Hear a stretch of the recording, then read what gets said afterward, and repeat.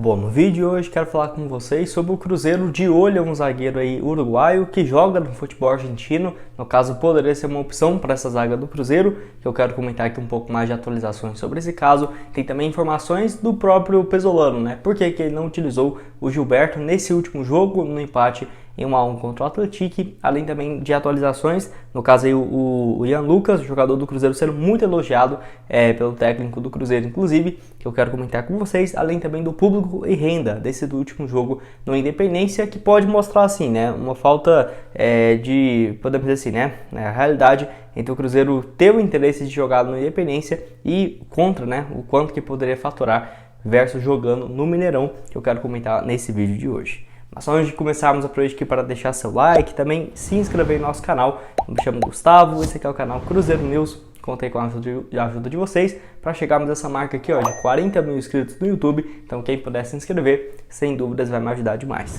Antes de darmos sequência aqui no nosso conteúdo, tem um recado dos nossos patrocinadores da Sportpix.clube e Casa de Apostas Esportivas, que está com boas cotações para os jogos que eu vou deixar em destaque na quarta-feira, tá? No meio de semana. Lembrando que o Cruzeiro volta a jogar apenas no final de semana contra o América Mineiro, mas eu quero destacar esses jogos aí da quarta. Por exemplo, 6h30 tem Botafogo e Nova Iguaçu, vitória do Botafogo jogando dentro de casa, pagando 1,33 a cada real apostado. 9h10 tem Flamengo e Boa Vista, jogo no Maracanã, vitória do Flamengo pagando 1,14 a cada real apostado. 9h35 tem também Mirassol e Palmeiras, vitória do Palmeiras fora de casa, pagando 1,57. Então vou deixar o link aqui embaixo na descrição da SportPix para você pegar e começar a apostar. Bom, quero começar falando sobre o público no duelo contra o Atlético, que no caso o Independência registrou 21.557 torcedores por uma renda de R$639 mil, né? No caso, assim, esse público que, na minha opinião, poderia até ter sido maior, né? Porque a capacidade máxima seria ali próximo dos 24 mil, você vê que tinha um espaço ali sobrando, mas possivelmente não iria passar dessa, né? De que a capacidade do estádio, mostrando ser muito inferior mesmo do que era, por exemplo, no Mineirão. Até mesmo você vê que o apelo da torcida para ir no jogo do Independência é muito menor do que se fosse no Mineirão. Tenho certeza que, sendo uma estreia e tudo mais do Cruzeiro na temporada, novo patrocinador, uniforme e tudo mais, seria muito melhor sendo no Mineirão do que, por exemplo, no Independência, fora que poderíamos contar com um público bem superior do que foi nesse último duelo. E assim, nem faria muito sentido, né, você pensar igual o Cruzeiro, que tem um acordo para jogar no Independência na temporada de 2023, mas atualmente estamos com 67 mil sócios torcedores. E jogar no estádio para 22, 24 mil torcedores não faz muito sentido. É claro que nem todos os sócios vão em todos os jogos com uma certa frequência, mas pelo menos ali uns 35, 45 mil vão basicamente de pelo menos uma partida no mês, né? Então acaba complicando bastante essa questão e vamos esperar. Igual eu falei para vocês, não acredito que devo ficar nesse acordo entre Cruzeiro e Independência até o final do Brasileirão. Acho que para o Campeonato Mineiro não tem muito o que discutir, mas para o Brasileirão poderia, né, ter esse avanço aí de volta para a equipe do Cruzeiro, né, ter essa volta ao Estádio Mineirão. Quero que você deixe aqui embaixo também a sua opinião sobre esse caso nos comentários. Bom, quero falar com vocês agora também sobre o atacante Gilberto, que o Pesolano foi perguntado, né, na entrevista pós-jogo por que o centroavante de 32 anos de idade não entrou, né, no decorrer da partida, mesmo com o Cruzeiro perdendo e precisando, no caso de um resultado, até mesmo de uma virada na construção da segunda etapa. E o Pesolano explicou a situação da seguinte maneira, abre aspas, estamos vendo como o Gilberto vai se adaptando fisicamente. Ele vem de uma liga muito pouco intensa, vem de uma semana sem treinar por causa da viagem que ele teve com a família, e quando sentimos que estiver preparado, ele vai começar a participar de alguns minutos. Mas o mais importante é não acelerar para que ele não se machuque, né, e esteja bem fisicamente, que é o importante. Então disse aí o técnico uruguaio, e realmente, se você for parar para pensar, o Gilberto está em Belo Horizonte tem uma semana, né?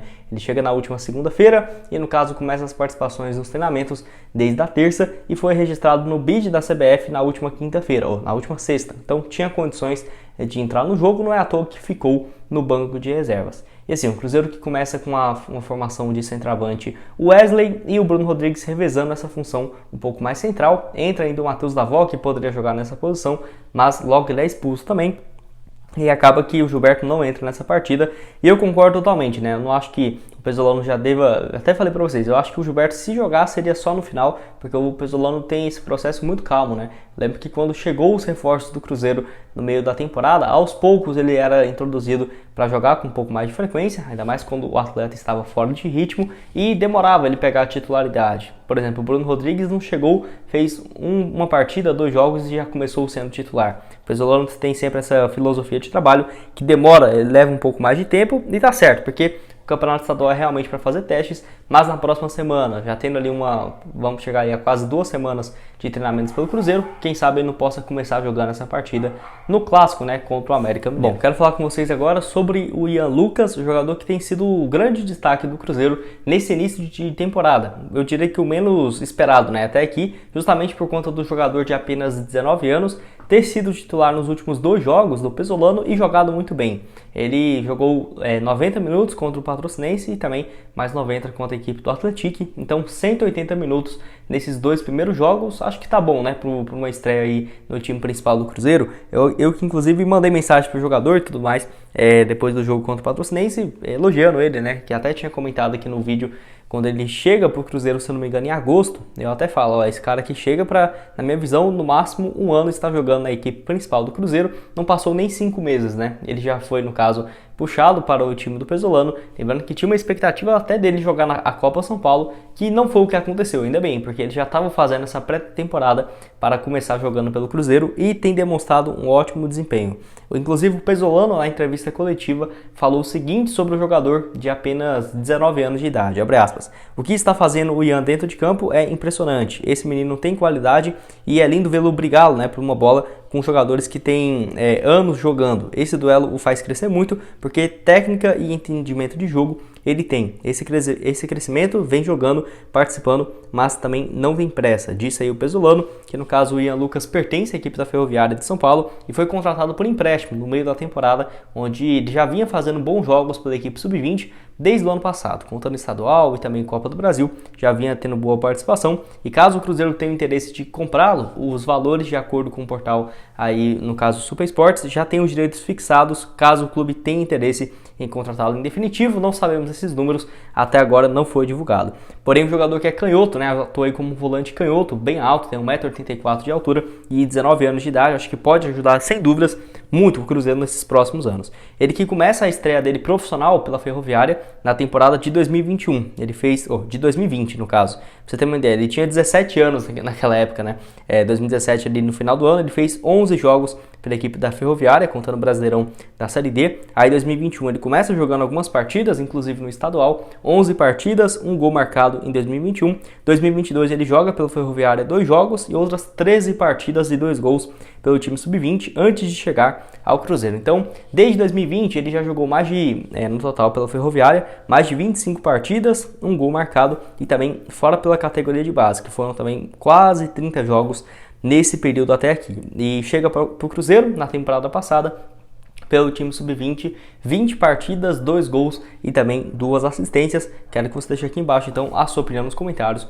sobre o meu. Para terminar aqui com vocês, quero falar sobre um zagueiro uruguaio que pertence ao Vélez lá da Argentina, que foi procurado pelo Cruzeiro. No caso, informações aí de uma rádio que cobra a equipe local, no caso o Vélez 760, trouxe essa informação de que o Cruzeiro tem interesse e monitora a situação do jogador, que pode eventualmente fazer uma proposta oficial, né, do Cruzeiro para tirar o zagueiro de 25 anos de idade. Enfim, acho que pode ser sim uma boa alternativa, zagueiro de 30 anos de idade, tá? Porque o Matias de Los Santos é uruguaio, joga aí como zagueiro e um lateral direito, seria mais para fazer uma função como zagueiro pelo lado direito mesmo, se fosse contratado pelo Cruzeiro. Ele tem um valor de mercado hoje, de acordo com o Transfer Market, próximo ali da casa dos 4,5 milhões, 4,8 milhões reais. Não é um valor assim tão alto e tem um fator que poderia ajudar o Cruzeiro nessa história, que ele tem contrato com o Vélez da Argentina até dezembro de 2023. Então tá indo aí para esse último ano de contrato e pode